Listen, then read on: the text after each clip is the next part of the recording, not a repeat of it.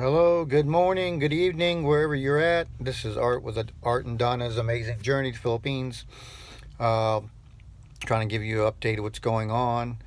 Uh, I'm still back in the U.S., getting ready to go. I'm hoping to go back in December for Christmas and do some more traveling. Uh, we would like to see some more people make comments and push the like button and subscribe so we can keep working on our channel here. Uh, and if there's anything that you guys want to ask us about me and Donna, you can. Also, we have now a Facebook page, so if you want to go to that and see some of our stuff there too. But we are trying to get this YouTube channel going, so please like and subscribe. So I'm trying to go for December for about a month there. So it's starting to get cold here in Virginia, so I'm really not liking that. So I might be going for a month there in the Philippines. So if I can get everything wrapped up here on my jobs and stuff. So please, we're trying to get this thing going, guys. And so any comments, I've had a couple of people asking when Donna's going to be here, when she's going to come and stuff. And like we said, we're working on, I just got ready sending in her immigration papers and stuff. So we got that going in and hoping that, everything goes fine with that. It was a big, a lot of paperwork to send in and stuff. So we got that made up and done. And then, like I said, most of my stuff is like the travels and stuff. So I believe we're going to be going, if we get to the Philippines, we're talking about Palawan, a couple other places. We haven't decided where we're going to go. We'll do videos of our travel. We're going to go to where Donna was born, the little province that she was from there. So we might be going that for Christmas and seeing that area and stuff. I do kind of want to go up to Subic Bay, up in that area. That's where you got St. Angelos and I think it's Atapon. Not really sure what it's called, but this area's in there and stuff. Just travel, do some more traveling. There's been a lot of progress going on in the Philippines. I don't know if a lot of people, some of us keep up with the news and stuff there. We've had earthquakes there. So they had an earthquake up in Mindanao, a 6.6, I believe it was, 6.2, something like that. I think I showed a video on my Facebook page showing destruction of one of the buildings, the building cracking, stuff falling off of it and stuff. And I think it was a guy riding a bicycle, and he was just like, he couldn't stay on it because it was just, he just dropped his bike and just, got away from the building, which was smart. But, over there, you just don't know. Between the typhoons, and this is like the third or fourth earthquake in the last year. I don't really know how many earthquakes they have over there, but I've been there many a times, and then we had an earthquake when I went to Puerto Galera. We were at the hotel, and there was an earthquake, and I'm telling you, it was not a good feeling because we were up on the 20th floor, and I actually was taking a shower. So, we're taking a shower, and all of a sudden, I'm like, oh, I feel dizzy or something. Why am I, my footing was off. I wasn't really sure what was going on. I'm like, that don't feel right. And then it happened again. And I was like, oh, this not me. It's the building. And yeah, it was an earthquake. So it was weird. It's scary when you're on the 20th floor because you're not going to get down real quick. But I think most of these earthquakes they have in the Philippines, they're not long ones. They're like 2 or 3 minutes, and that's about it. I think it's some countries they can last 10, 15 minutes. So I'm not really sure what the outcomes of those are. But yeah, it's not a good feeling, especially if you're on the 20th floor. Some people will say, "Oh, you're so high up that the building could fall." Yeah, well, you could be downstairs and the building can fall on you. So I don't know what's the safest place, but everybody was like trying to run to the elevator. I'm like, "Oh no, I'm not going to the elevator." You just kind of sit there and wait to see what happens because whatever you're going to do, it's going to happen. There's no much you can do about it. Yeah, it was, yeah, you just don't know what's going to happen. But I don't know how long those have been going on, but they have the typhoons and storms a lot there. I mean, you're way out in the middle of it. You're right in the ocean, so you got water. They're all 1,000 islands there, so you never know where the water's coming, what these storms are going to bring in and stuff. So, yeah, and some places, but they said the earthquake hit Mindanao in that area, so I guess it was, but it wasn't felt in Manila and some other places. So, but that's like the third earthquake or fourth earthquake this year I've seen. So they've been having a lot of earthquakes. So like I said, if you got any questions to ask us, you can ask us. And also, I've been talking about our visas, our passports, travel there. And I would like to get some feedback from all you people. We've been talking about doing like a bread and breakfast in the Philippines where people can come travel and stay, and we can take them around and stuff. Because I know a lot of foreigners, meaning like you and me, feel nervous about going to a foreign country and don't know where to go, who to go with, who's safe to be with. So we've been thinking about doing something like that. So I would like feedback on that. We've been thinking about it. I don't know if I'm going to do it or not, but we've been thinking about it. I'm thinking about, we get a house over there and we have it like a bread and breakfast where you guys can fly in. We take you to your destination, so we'll supply the transportation and stuff, and it'd be like a fee for the room, the travel, stuff like that. So yeah, just let me know what your feedback is on that stuff.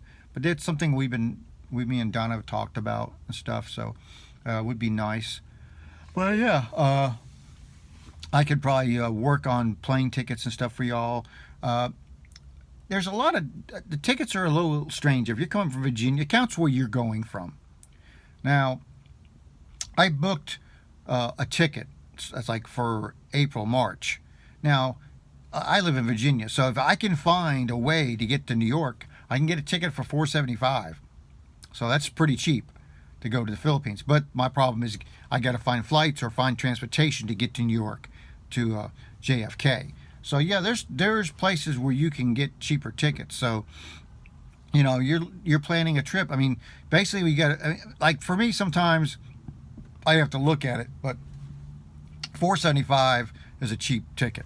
Most of the time my tickets coming out of Norfolk are between, I want to say, $9.75 to $1,100. That's like the price range that I hit here. But the problem is if you're going to go to New York, it takes, they have a bus system that goes to Chinatown. So, I mean, you could spend, I think it's like $40 to take a bus to Chinatown, and then it costs $40 to come back. But you take a bus, and the bus gets you to Chinatown. That's an all-night ride. So I think it's like 7 hours or something like that. So you'd catch the bus at nighttime, get up in New York in the morning, and then you would have to find transportation from there to JFK. Now, that's another thing. I don't know. I mean, I've been pricing taxi cabs and stuff, and it's like $200-something, I believe, what it is. So, I mean, when you start adding all the costs in there, sometimes it's cheaper to just go out where you're at. So, but like $4.75, that's a good price. I mean, the last 4 years, I mean, the cheapest flight I've had was out of Dulles Airport, $6.75. But I had to drive 3 hours to get there and stuff. So, I mean, it's you got to figure out what's convenient for you and how it's going to work. A lot of times the tickets are kind of weird because you could, you might say, oh, I can fly to New York cheaper. But the problem is, yeah, you can fly to New York, but then what happens is your flight is going to be later than the flight you need to leave. So there's a lot of complications on that. So, yeah, I mean, you just got to, I use Hopper, ASAP, a couple other ones, just trying to mix match prices. Now, I like the Hopper in a way because Hopper gives you prices. What they do is like when you see the whole calendar, it'll start at 400 plus, 500 plus, 600 plus, or it could be 700 plus, 800 plus, and they'll be color coded. So you can look through the months or the times you want to go and see the pricing to figure out what's like. Say you wanted to leave on the 2nd, it could be red, which would be like $800, and then you would come back on a 400 something. So that ticket could be $1,100. So like if you can find a 475 light orange and the light orange here, your ticket might be 475 or $500. So that's the thing I like about the Hopper. You can look around and see. Now I'm not advertising the Hopper because I don't get anything from Hopper or anything like that.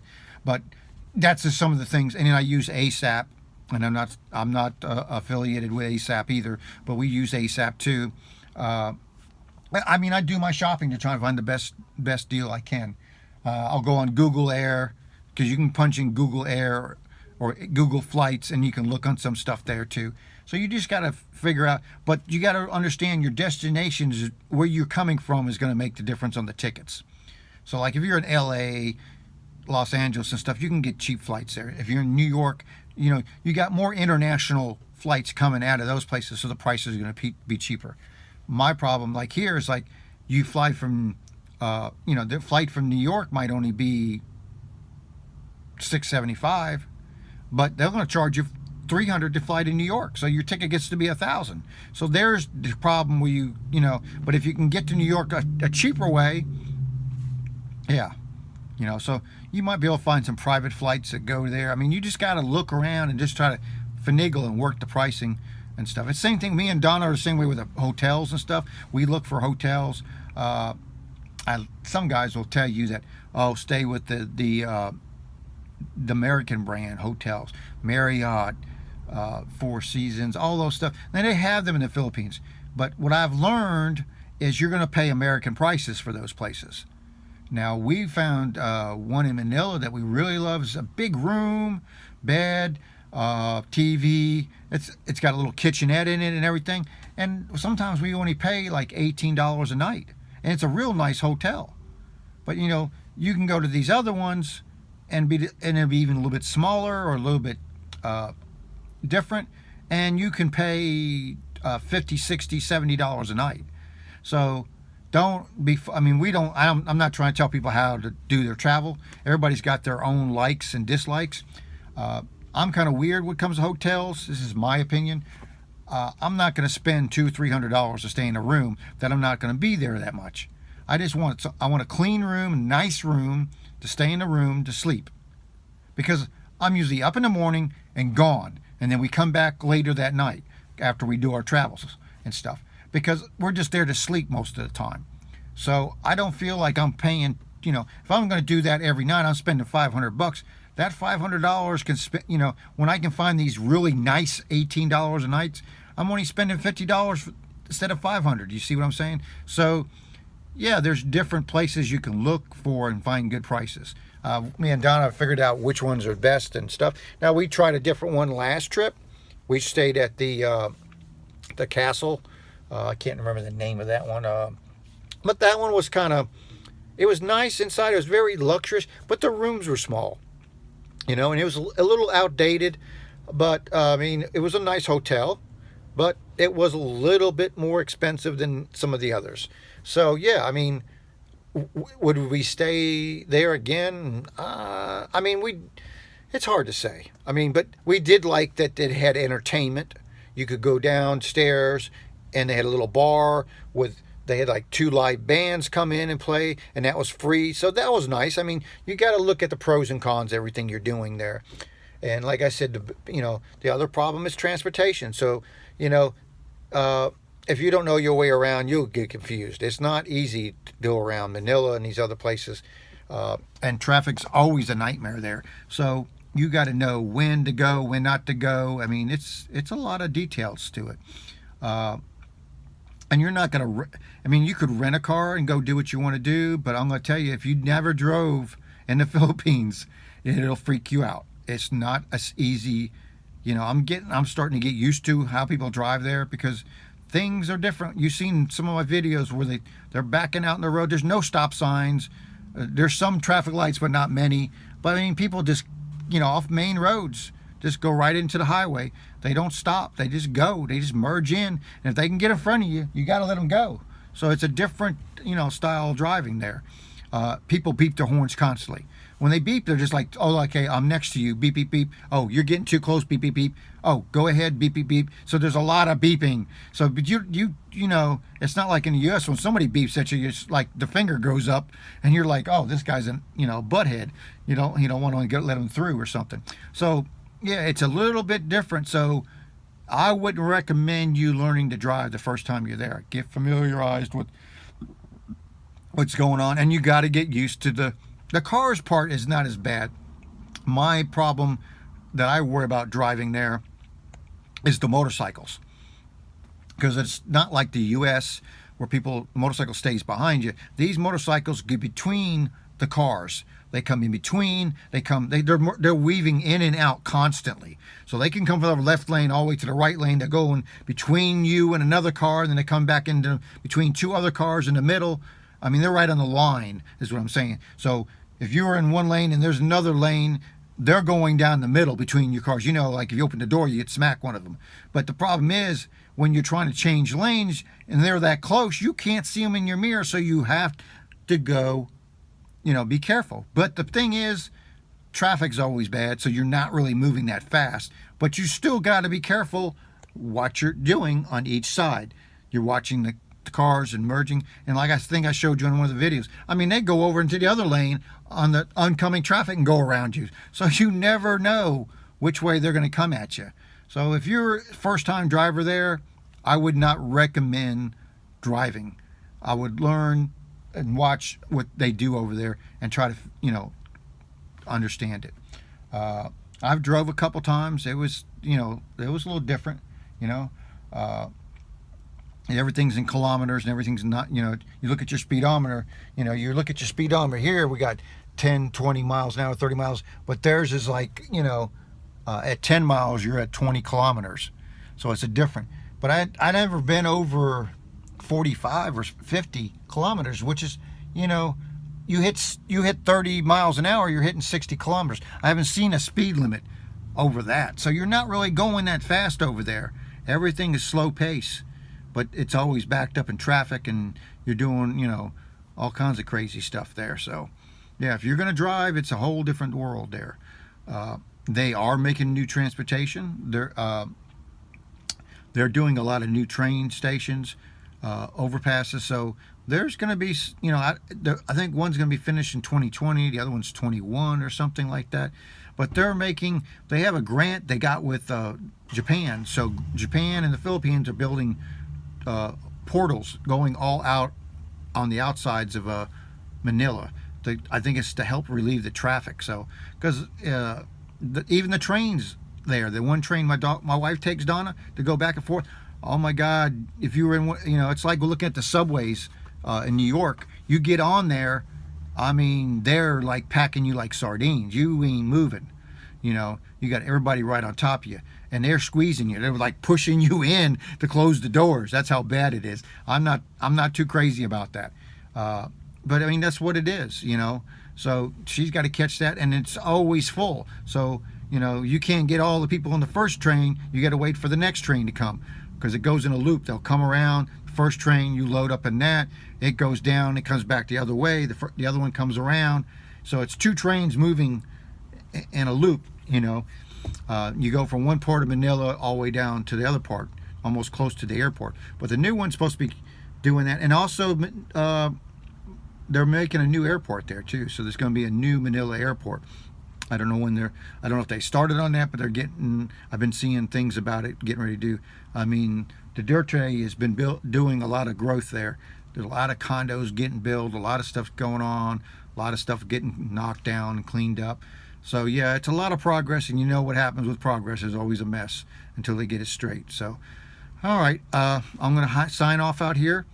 Don and I wish you all, if we don't get, wish you all a Merry Christmas, a Happy Thanksgiving. Please like and subscribe, please. We would love to keep this channel going. Like I said, push the notification bell so you can see our videos.